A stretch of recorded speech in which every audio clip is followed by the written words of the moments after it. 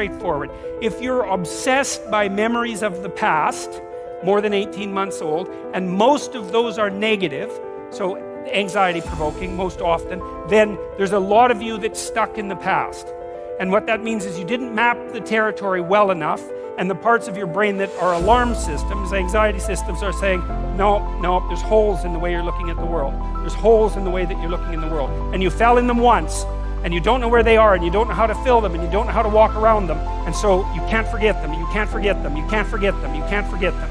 So you have recurring nightmares, for example, or a good example of that sort of thing happening. But in any case, if you have memories like that, you remember them, they make you feel anxious and negative, you're stuck back there. Your body is still reacting as if there's an emergency that could happen again that you haven't fixed. It doesn't matter if it was your fault, that's irrelevant, because the alarm system doesn't care. Like, when your smoke detector goes off, it isn't relevant whether it was your fault.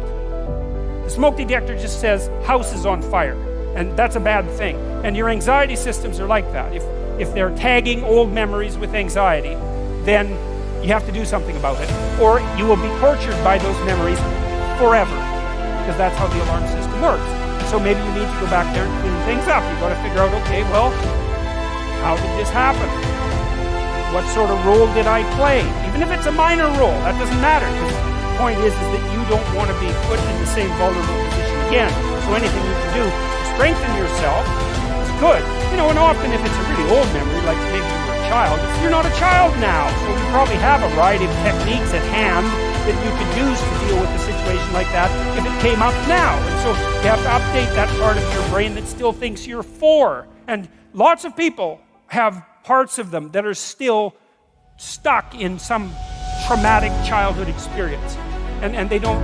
I had a friend like that who had a terrible childhood. And I mean really, I've had clients with terrible childhoods. His was like top of the lobster hierarchy in terms of terrible childhoods. And whenever he had a dream about it, which was very often, he was 5 in his dream. He's 58. You know, he's not 5, but he hadn't been updated, so he was still 5 in his dream. It was a complete bloody nightmares for him. Complete with all sorts of terrible physiological symptoms, really hurting his life. He couldn't get himself updated. He's much older in his dreams now, by the way. He's up to about 45. So that's which is way better than 5. You know, you can't fight back when you're 5. You can fight back when you're 45, especially if you have some experience at disposal. So anyways, you need to know where you are. So let's say where you are is, well, you're on this stage. You're on this side of the stage, and you decide that you're going to go over to that side of the stage, just to show that you can. And you're making the decision, the same decision that, you know, the famous chicken who is going to cross the road. Why does the chicken cross the road? Well, if it's a sensible chicken, it's because it assumes that there's something better on the other side of the road. It's like, or maybe it's random curiosity, but then it just gets picked off by a dingo or a coyote, so that's not so good. The other side of the road is better, so away the chicken goes. That's what you're doing. You're going somewhere slightly better. So that's good. Technically, it's good. Because the way that your positive emotion systems work, they run on the neurochemical dopamine, which, by the way, is the neurochemical system that drugs like cocaine and methamphetamine and alcohol for some people and opiates affect dramatically and make people feel far better than they should. Part of their danger. Very fundamental system. The dopamine system kicks in with a kick of positive emotion if you're going somewhere that's worth going. And so that's worth knowing. It's really worth knowing. It's like, okay, you want a little bit of positivity in your life. Well, how do you get it? Well, you've got to get the system. It's almost it's the left hemisphere system for most people. Not that that's particularly relevant, but it is a standalone neurochemical system. It's rooted very, very deeply in the brain's exploratory circuitry. So very ancient system. And it's happy when you have somewhere to go. That's the first thing. And then it's also happy when you're going there. And so if I'm on this side of the stage and I want to go over to that side of the stage and I see that there's a nice clear pathway, I can just go straight down this line, then I look at that and I'm actually a little happy. I'm not ecstatic. I mean, who the hell cares if I get to the other side of the stage, right? I mean, it's a small piece of my life. but it's not nothing. It's something. Okay, and so I look at the pathway, and I think that's a good pathway, and I feel a little positive. And then if I move here, and then I see that little table right in the way between me and the other side of the stage, then I feel a little negative, because I don't want an obstacle in my pathway. And so that's really how you're looking at the world, by the way. You don't see objects. It's not the right way to think about it. We don't see objects, and then think about them, and then evaluate them, and then decide how to act on them. Or if we do it rarely and slowly and with a lot of thought. What we see instead are pathways with tools that will move us forward, or obstacles, right? And there's no obstacles here, and there's a nice flat road, and so great. Positive emotion, way up there. This is a task I can undertake. The sailing is clear. It's a good day. And then I'm here, and it's like, yeah, well, that's a little annoying. I get a little pang of disappointment, let's say, anxiety. Can I make it around that obstacle? I'm fairly confident. I've done this sort of thing before. So I can take the rough route, and I can, walk forward like this, and then I can do this great trick, which is just this, and then, I've circumvented the obstacle. Now, if I didn't know how to do the little bit of circumvention, then that would be a real problem, right? Because I couldn't get from point A to B, and that would screw up my plan. But I do have that particular skill set, so it's a minor disruption to the perceptual set that I'm using to organize the world. It's a minor bit of chaos.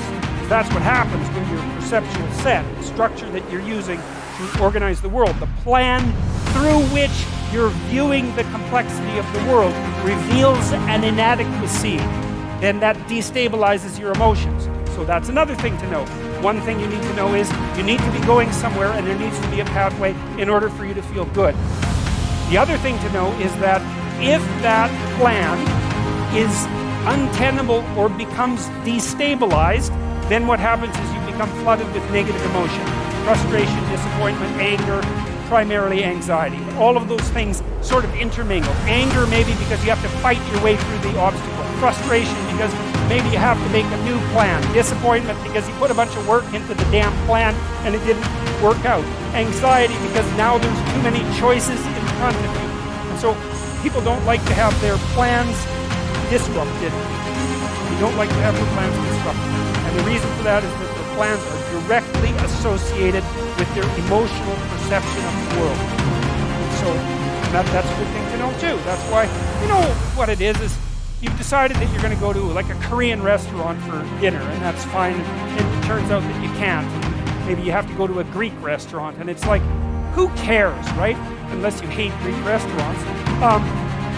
Korean restaurant, that's pretty good. Greek restaurant, that's pretty good. You're still going to be annoyed that your plans changed. Well, why? Well, because it's annoying to have your plans change. It disrupts the structure that you use to stabilize your perceptions of the world. And it throws you momentarily into a state of chaos. Not much. Now, how much chaos? This is interesting.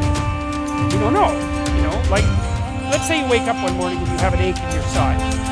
Like, well, you don't have an ache in your side. What does it mean that you have an ache in your side? You don't know. Like, maybe it means you pulled a muscle, and like, who the hell cares? Maybe it means you have cancer, and like, you're going to be dead in 6 months. The whole range of possibility is there, and some people will assume one thing, that's nothing, and some people will assume the other, and all of them will be right sometime. And so the question is, how do you calibrate something like that? And the answer is, well, we tend to guess at it. We guess at it temperamentally. So one way we guess at it is we have our set points for negative emotion. So it's neuroticism trait. Some people will be a lot more nervous about a small level anomaly than others. And maybe they'll go to the hospital first and they won't die. Or maybe they'll be freaking out all the time and they'll be a hypochondriac, right? So there's pros and cons about being nervous like that. Other person's very emotionally stable, they don't worry about much, they think, it's nothing, and then, by the time they get to the hospital, it's too late. Hey, that's how the dice roll. That's one way that you guess. It's determined in large part genetically. Not completely, but in large part. Another part is your position in the hierarchy. So the issue is, how safe are you in life? And the answer is, who knows? But one of the ways you guess is, well, are you good at things?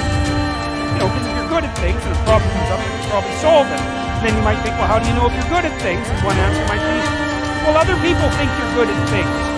Because you're really kind of comparing yourself to other people when you're thinking about whether or not you're good at things. And so if it turns out that you're in a hierarchy, and you're fairly high in the hierarchy, indicating a certain degree of competence, then your nervous system, under the control of the serotonin system, dampens down your negative emotion. It says, look, all things considered, you're probably pretty safe. And that's nice, but it also means you don't like having your position in the dominance hierarchy challenged at all. Because if you get tossed down the hierarchy, let's say you get fired, what wreaks havoc with your serotonergic function makes you defeated, like the defeated lobsters that I wrote about. And then all of a sudden you're way more susceptible to negative emotion. And who wants that? And so that's why you don't even like to lose arguments. You lose a little argument, it's like, whoop, down the dominance hierarchy a bit, up, emotions are a bit destabilized. No damn way, I'm right. Why? I want to keep my neurochemistry in check. And no wonder. Well, the thing is, sometimes it's better to learn than to insist upon being right, because learning works better for the future. But you get the point.